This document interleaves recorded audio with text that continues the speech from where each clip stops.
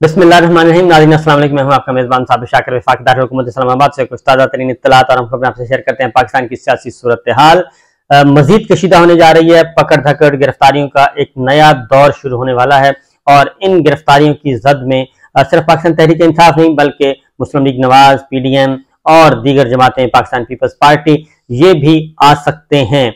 और उसकी रीजन बड़ी वाज़ेह है कि बैलेंस करना है जी, क्योंकि ये तासुर देना है कि ये सिर्फ इंतकामी कार्रवाइयाँ सिर्फ इमरान खान साहब के खिलाफ नहीं हो रही, पाकिस्तान तहरीक इंसाफ के खिलाफ नहीं हो रही, ये इंतकामी कार्रवाइयाँ नहीं है बल्कि ये मेरिट पे हो रहा है सब कुछ।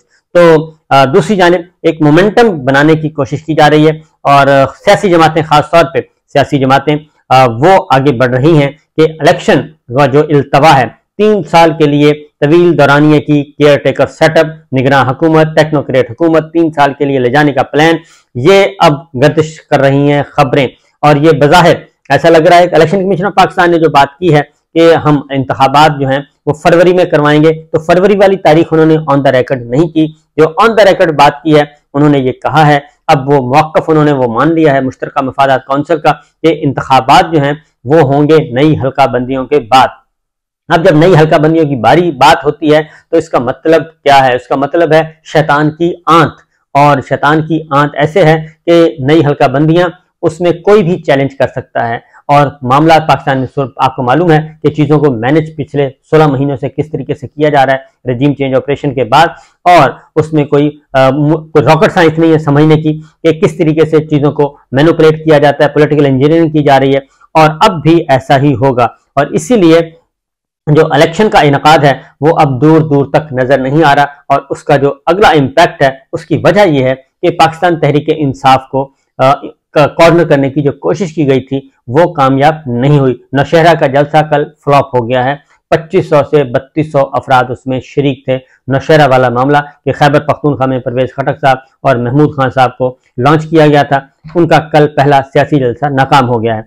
उसके बाद इमरान खान साहब जो है वो जेल में मैनेज नहीं हो रहे और वो कोई भी बात सुनने के लिए तैयार नहीं है। वो कहते हैं कि मैं अपने मुकदमात का सामना करूंगा, और मुकदमात अदालत में, खुली अदालत में, वो सिर्फ फ्री एंड फेयर ट्रायल की बात कर रहे हैं।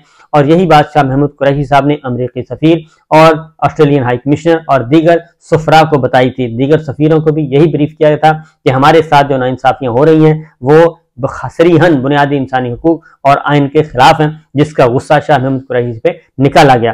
तो ये चीजें चल रही हैं। दूसरी जानिब जो मोमेंटम बनने जा रहा है वो मैं आपको बता देता हूं, क्योंकि अब नवाज शरीफ साहब को भी अंदाजा हो गया है कि उनके साथ भी बहुत बड़ा हाथ हुआ है, और वो बड़ा हाथ जो है वो बाकी तो जिसने करना था बाजवा साहब एंड कंपनी ने वो तो किया ही किया, लेकिन जो सबसे बड़ा हाथ हुआ है वो शहबाज शरीफ साहब आज खुद उसमें शामिल रहे, क्योंकि 16 महीने वजीर आजम रहने के बावजूद वो नवाज शरीफ साहब के लिए कोई भी आसानी हासिल नहीं कर सके।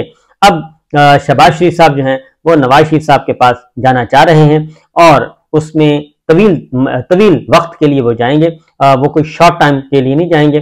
शहबाज शरीफ साहब, उनको बुला भी लिया गया। दीगर जो मरियम नवाज साहिबा का कैंप है उनके लोगों को भी बुलाया गया, उन रहनुमाओं को भी नवाज शरीफ साहब ने बुलाया है। और जाहिर बहुत सारी बातें हैं जो टेलीफोन के जरिए, मोबाइल फोन के जरिए इस तरह से नहीं की जा सकती, लिहाजा उनको बुलाया गया। अब शहबाज शरीफ साहब उड़ान भरने वाले हैं अपने अहलो अयाल के साथ लंदन की, और नवाज शरीफ साहब से उनकी शहबाज शरीफ साहब आएंगे, नवाज शरीफ साहब से लंदन में मिलेंगे और वहां पे मामला तय करने की कोशिश की जाएगी। अपनी सफाइयां भी देंगे और बताएंगे उनके साथ हुआ क्या है। उसकी वजह यह है कि नवाज शरीफ साहब ने तो वापस आना था, उनकी वापसी फिलहाल नहीं हो रही, बल्कि दूर दूर तक नजर नहीं आ रही। जो इस वक्त पाकिस्तान की सूरत हाल है, पकड़ धकड़ का सिलसिला नया शुरू हो चुका है, और जो इंटरनेशनल प्रेशर आने वाला है वो आ चुका है, बल्कि आने वाला है। और वो मैं आपको खबर आपको मैंने बताई थी कि जो साइफर का मामला है वो अमेरिकी कांग्रेस में भी खुलने वाला है छुट्टियों के बाद, गर्मियों की छुट्टियों के बाद। जैसे ही कांग्रेस एक्टिव होगी अमेरिकन पार्लियामेंट, तो उसमें वो चीजें डिस्कस होने वाली हैं, और उसके उधर भी चीजें खुलने वाली हैं, इधर भी खुलने वाली हैं। और ये एक नया स्कैम जो है, इसको मैं कहूँगा कि बहुत बड़ा स्कैम जो है वो सामने आने वाला है, दोनों तरफ से, पाकिस्तान की तरफ से भी और अमेरिका की तरफ से भी। इसलिए बहुत यकदम चीजें हुई है, तेजी आई है, और वजीर खारजा साबिक शाह महमूद कुरैशी साहब को गिरफ्तारी इसीलिए की गई है कि चीजों को जरा कंट्रोल में किया जाए। तो बहरहाल जो सूरत हाल हमारे सामने है जी, वो ये है कि वकला बिरादरी जो है वो मैदान में आ चुकी है। और number one Pakistan bar council आई थी, उसके बाद supreme court bar association petition file कर चुकी है। इस्लामाबाद बार काउंसिल ने भी मजम्मत कर दी है इलेक्शन डिले पे, वो भी अपोज कर रही है। लाहौर हाई कोर्ट बार भी कर रही है, लाहौर बार काउंसिल भी मैदान में आने वाली है। और इसी तरीके से इस्लामाबाद जो डिस्ट्रिक्ट बार एसोसिएशन है, Islamabad high court bar association है, इस्लामाबाद बार काउंसिल है, ये सब की सब तंजीमें जो हैं वो आ चुकी हैं। दो मामलात में हुई हैं। अब बाकायदा तौर पे ये एक एक्टिविटी जनरेट हो रही है। ये इलेक्शन जो पोस्टपोन करने का प्रोग्राम और टेक्नोक्रेट की 3 साला गवर्नमेंट का जो प्लान है उसको रोकने के लिए, क्योंकि ये मैदान सजना है सुप्रीम कोर्ट ऑफ पाकिस्तान में, और इसीलिए वकला पे भी हल्ला बोला गया है और वकला के खिलाफ भी मुकदमात दर्ज होना शुरू हो गए हैं, जिसकी वजह से ये बज़ाहिर पाकिस्तान तहरीक इंसाफ के जो मुकदमात लड़ रहे हैं उन वकला को टारगेट किया जा रहा है। लेकिन उसमें ख्वाजा हारिस साहब जो हैं वो बिल्कुल एक सीनियर मोस्ट जो हैं वो वकील हैं और उनका एक कदकाठ है। उनको भी जब FIA ने नोटिस इशू किया तो इसके बाद वकला बिरादरी जो है और फिर डॉक्टर बाबर अवान साहब के घर में, उनकी हमशीरा के घर में जो किया गया रेड, ये सारे के सारी जो चीजें हैं वो अलार्मिंग हैं। और इसीलिए वकला बिरादरी जो है वो एक्टिव हो रही है और उन्होंने भी वकला काउंसिल बार एसोसिएशन जो है वो मैदान में आ चुके हैं और वो एक्टिवली अपना किरदार अदा करना चाहते हैं इन इंतखाबात के इल्तवा को रोकने के लिए। इसीलिए ये सारी की सारी चीजें आ रही हैं। अब पाकिस्तान पीपल्स पार्टी जो है वो, उसका जरा मैं आपको बता दूं कि पाकिस्तान पीपल्स पार्टी 2-3 कश्तियों में सवार है और वो जमहूरी भी अपने आप को रखना चाहती है और आइन की पासदारी भी और आइन की मुहाफिज भी बनना चाहती है, आइन की खालिक जमात भी कहलाना चाहती है। लेकिन जो उसका जमीनी रोल है, जमीनी हकाइक जो बता रहे हैं, उसमें पाकिस्तान पीपल्स पार्टी कोई जानदार किस्म का तगड़ा किरदार अदा करने के लिए तैयार अभी तक नहीं हुई। और ऐसे ही लग रहा है कि सारों ने मिली भगत के साथ ये जो काउंसिल ऑफ कॉमन इंटरेस्ट वाला जो बीज बोया है, ये जानबूझ के सब ने मिली भगत के साथ बोया है और अब अपना अपना हिस्सा वसूल करने की कोशिश कर रहे हैं। लेकिन असल बुनियाद यह है कि जैसे ही इनको समझ आएगी कि ये तपश जो है ये इनके घरों तक पहुंचने वाली है और इनके रहनुमाओं तक पहुंचने वाली है, ये मार धाड़ और गिरफ्तारियां और पकड़ धकड़ और ये जो मुकदमात FIA ने 4 मेगा स्कैंडल से खोल लिए हैं, इसके बाद इनको अंदाजा होगा कि नहीं, ये इसके खुद भी इसकी लपेट में आने वाले हैं। इसलिए पाकिस्तान पीपल्स पार्टी के सेनेटर जो है वकार मेहदी और पलवशा खान का स्टेटमेंट आया और उन्होंने कहा जी 90 दिन के अंदर इंतखाबात जरूरी हैं और हल्का बंदियां 90 दिन के इंतखाबात के अंदर आईनी रुकावट नहीं है। उसके बाद अगला जो बयान आता है जी वो शेरी रहमान साहब का आता है। वो भी कहती हैं कि इलेक्शन कमीशन से मुकर्ररा वक्त पर इंतखाबात करवाने का मुतालबा है और जाहिर होता है कि हालिया ऐलान से, इलेक्शन कमीशन के हालिया ऐलान से जाहिर होता है कि नई मरदमशुमारी के मुताबिक हल्का बंदियों में 4 माह लगेंगे। तो इसलिए पाकिस्तान पीपल्स पार्टी मुतालबा करती है कि इलेक्शन कमीशन अपने फैसले और जारी करदा शेड्यूल पर संजीदगी से नजरसानी करे। असम्बलियों की जगह तहलील करने का मकसद, जल्द तहलील करने का मकसद इलेक्शन कमीशन को तैयारियों के लिए ज्यादा से ज्यादा वक्त देना था। तो लिहाजा ये पाकिस्तान पीपल्स पार्टी ने मुश्तरका मफादात कौंसिल के इजलास में नई मरदमशुमारी के तहत इंतखाबात की तौसीक की थी। अब ये खुद ही तस्लीम कर रहे हैं कि जी हाँ बिल्कुल हमने तौसीक की है।